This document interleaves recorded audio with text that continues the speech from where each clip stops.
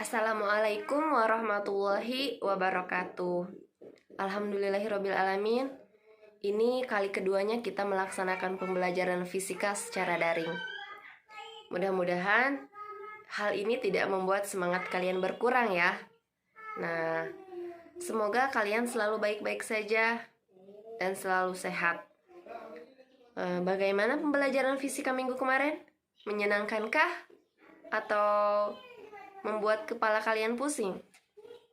Kalau misalkan ibu lihat dari hasil pengumpulan tugas kalian, 90% hampir benar jawabannya. Berarti kalian semua sudah paham ya. Nah, kali ini kita lanjutkan pembelajaran minggu kemarin. Nah, sekarang kita akan mempelajari tentang daya oleh debit fluida. Nah, daya seperti yang telah kita pelajari sebelumnya dirumuskan sebagai usaha dibagi waktu. Oke, daya itu lambangnya P besar, usaha itu W besar, dan waktu T kecil. Jadi P sama dengan W per T. Oke. Nah, kali ini kita akan mempelajari tentang daya yang dihasilkan oleh air terjun. Ya. Nah, air terjun kan memiliki ketinggian ya. Nah, usaha itu merupakan perubahan energi. Bisa energi potensial, bisa energi kinetik. Nah, energi kinetik kan energi yang dihasilkan karena benda tersebut memiliki kecepatan. Kalau energi potensial, energi yang dimiliki benda karena posisi atau ketinggiannya. Berarti usaha di sini bisa kita ganti dengan rumus energi potensial. Maka kita turunkan dari rumus yang tadi, P sama dengan W per T menjadi P sama dengan W-nya usahanya diganti oleh energi potensial. Maka menjadi P sama dengan M kali G kali H per T. Oke? Nah, sebagaimana kita bahas sebelumnya bahwa massa jenis atau rho adalah massa dibagi volume, maka massa bisa dicari menggunakan rumus rho dikali volume. Oke, kita masukkan P sama dengan massanya diganti rho kali volume dikali G dikali H per T. Oke. Nah, di sini ada besaran volume dibagi T. Nah, volume dibagi T tidak lain merupakan debit. Maka rumus daya yang dihasilkan air terjun itu bisa kita dapat dengan P sama dengan rho Q G H. Oke? Nah, ini adalah rumus daya yang dihasilkan oleh air terjun. Kalau misalkan air tersebut sudah dihubungkan dengan kincir air dan kincir air tersebut dihubungkan ke generator pembangkit listrik, maka nanti akan ada besaran lain yaitu efisiensi yang dilambangkan dengan eta atau N ada kulawetnya ke bawah ya. Ya, jadi rumus daya yang dihasilkan oleh debit fluida yang sudah terhubung ke generator itu menjadi eta kali rho kali Q kali G kali H. Oke? Dengan P sama dengan daya satuannya watt, eta dalam persen, rho massa jenis itu dalam kilogram per meter kubik ya. Kalau massa jenis air itu ketetapan merupakan besarnya sebesar 1000 kg per meter kubik atau 1 gram per centimeter kubik. Nah, terus ada besaran Q itu debit fluida satuannya meter kubik per sekon, terus ada percepatan gravitasi meter per sekon kuadrat, dan terakhir ada H ketinggian, satuannya meter. Nah, kalau sudah kita ketahui apa keterangannya dan rumusnya, sekarang kita latihan soal. Ada contoh soal di sini. Nih, ada contoh soal, sumbernya dari buku Erlangga Pak Martin Kanginan ya. Misalkan, air terjun setinggi 40 meter dengan debit 50 meter kubik per sekon dimanfaatkan untuk membuat turbin yang menggerakkan generator listrik.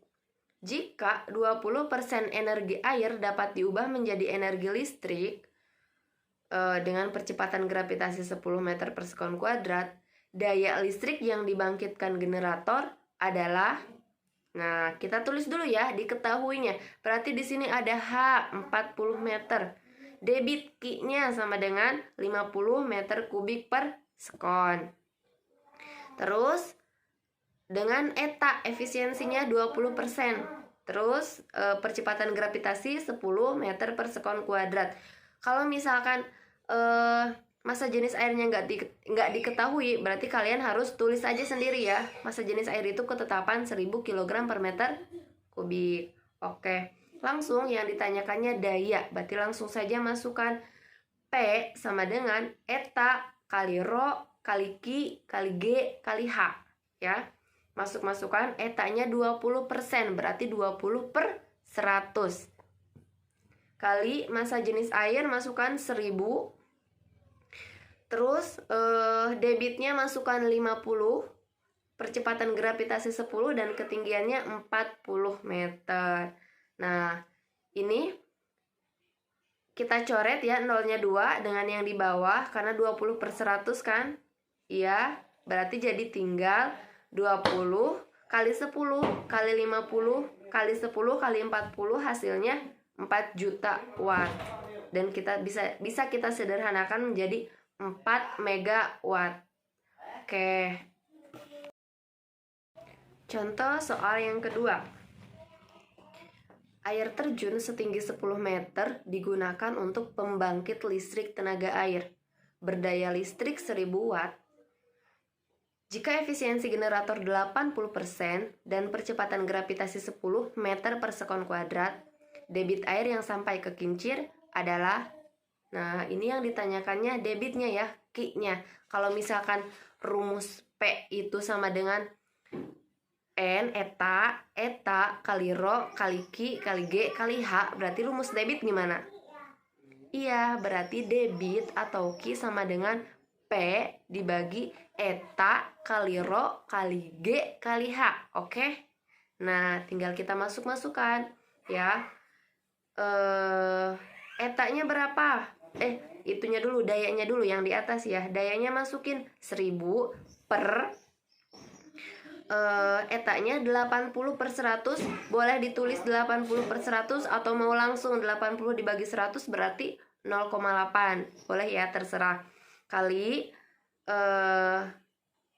massa jenis airnya 1000, masukkan percepatan gravitasi 10, ketinggian 10. Nah, didapatkan Q-nya sama dengan 1000 per 80.000 ya. Maka bisa kita coret nolnya yang atas sama bawah 3, jadi Q-nya sama dengan 1 per 80. 1 dibagi 80 itu hasilnya bisa dilihat adalah 0,0125 meter kubik per sekon. Itu debitnya. Cuman di sini di pilihan jawabannya dalam liter per sekon. Oke, jadi kita konversi dari meter kubik per sekon ke liter per sekon. Oke, ya. 1 liter itu 1 desimeter kubik. Berarti kita tinggal rubah saja dari meter kubik ke desimeter kubik ya. Meter ke desimeter, naik apa turun? Iya, turun ya. Kalau turun berarti dikali, karena ada kubiknya. Dari meter ke desimeter turunnya cuma 1 tangga ya. Berarti kalinya 1000 karena ada kubiknya. Berarti 0,0125 dikali 1000 sama dengan 12,5 liter per sekon. Nah, udah selesai. Udah ada 2 contoh soal. Nah, untuk menguji pemahaman kalian, Ibu kasih 1 soal untuk latihan. Ya, jangan lupa dikumpulkan. Oke, terima kasih. Semoga ilmu yang Ibu bagikan ini bisa bermanfaat untuk kalian. Terima kasih. Wassalamualaikum warahmatullahi wabarakatuh.